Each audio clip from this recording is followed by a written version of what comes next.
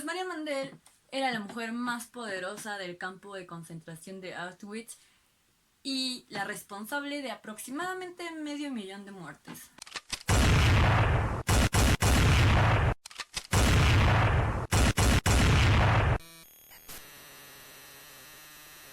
Hola, soy Mafero, algunos me conocen como Fucking Soulless. El día de hoy voy a hablarles de María Mandel, o mejor conocida como la bestia de Auschwitz. No sé si este video va a ser muy largo. Si me paso de los 20 minutos, pues lo voy a partir en dos, ¿no? Ya ustedes lo sabrán desde el inicio porque dirá primera parte o no dirá nada, y si no dice nada es porque logré que todo cupiera en el video sin extenderme tanto.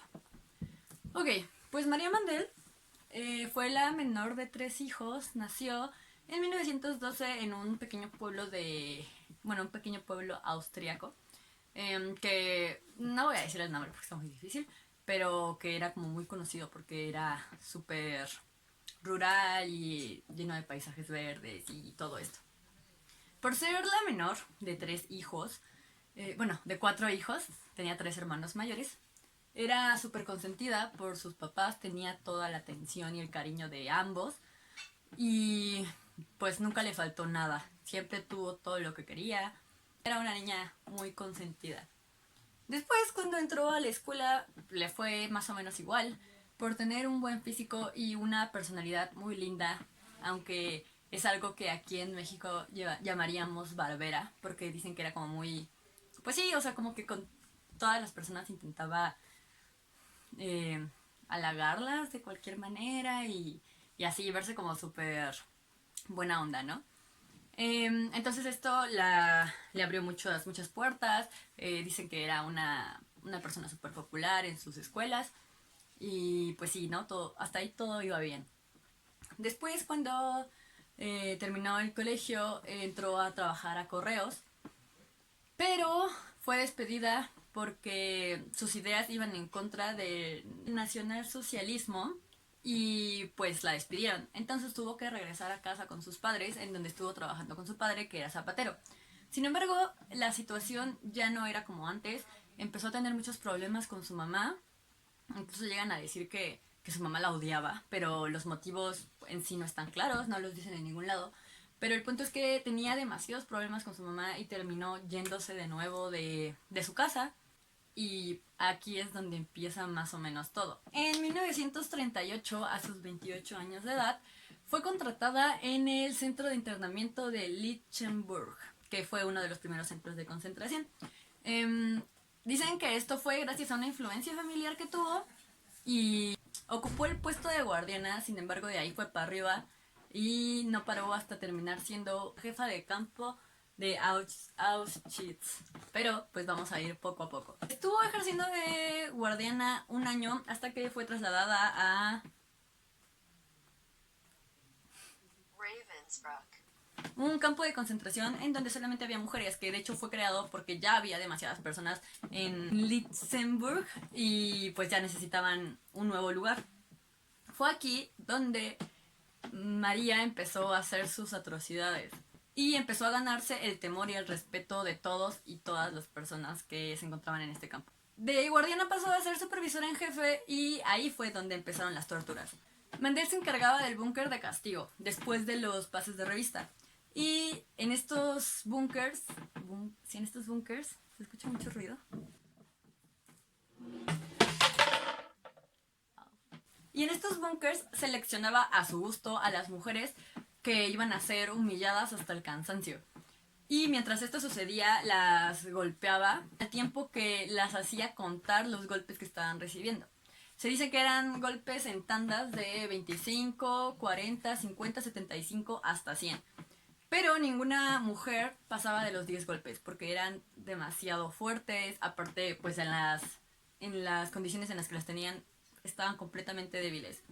Pero aún así, esta María disfrutaba haciéndolas contar. Sin embargo, casi ninguna murió a causa de estos golpes, sino a la mayoría lo que las mataba era el frío, morían de hipotermia, pues eran abandonadas al aire libre en pleno invierno. Una superviviente asegura que las dejaban ahí desde las 9 de la noche hasta desde las 4 de la madrugada hasta las 9 de la mañana, sin, obviamente sin nada que las cubriera y con una sola bebida en todo ese lapso. Incluso asegura que en una ocasión llegaron a estar a menos 30 grados, entonces era obvio que estas mujeres iban a morir de frío. Como mencioné antes, todo el mundo temía a María, desde las reclusas hasta sus compañeros de trabajo. Nadie se atrevía a mirarla a los ojos. Se dice que María acostumbraba a llevar guantes blancos a la hora de ejercer los castigos porque le gustaba ver cómo se teñían de la sangre de sus víctimas.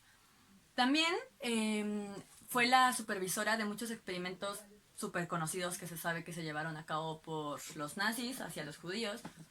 Y pues ella disfrutaba estar presente en estos experimentos que iban desde causarles discapacidades permanentes a los presos, a las presas, perdón, adelantar la menopausia, provocar infertilidad, hasta romperle los huesos y músculos para después suturarlos en carne viva, básicamente.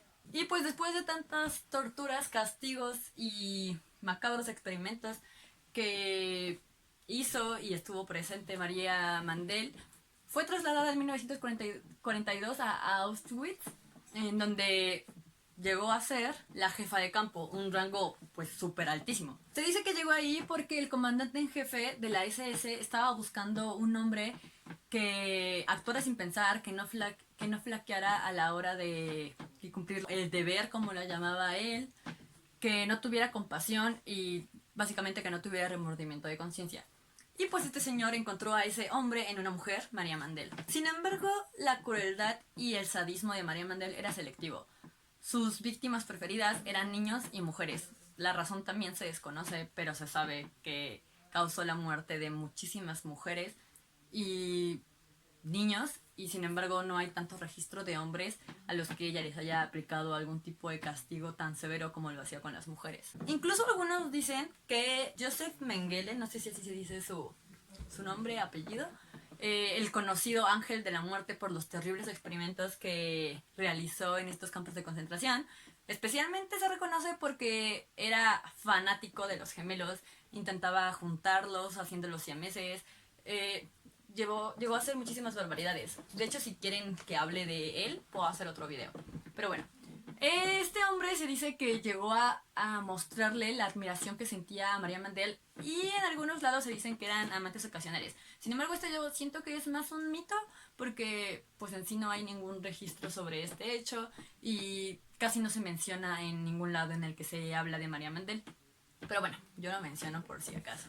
En Auschwitz ahogaba a recién nacidos, enviaba a mujeres embarazadas al crematorio y, como ya lo mencioné, su deporte favorito era azotar a las mujeres ella misma con su látigo hasta la muerte. Porque, bueno, obviamente los castigos fueron cambiando y pues aunque muchas mujeres en el otro campo que mencioné morían de frío en su mayoría, claro que también hubo mujeres que morían a causa de estas flagelaciones. Pero en Auschwitz sí eran más eficaces las muertes a causa de los golpes que María Mandel les ejercía. De hecho, no solamente aplicaba estos golpes a las personas destinadas a ello. Ella podía elegir a quien quisiera. Sus pretextos eran súper vanos.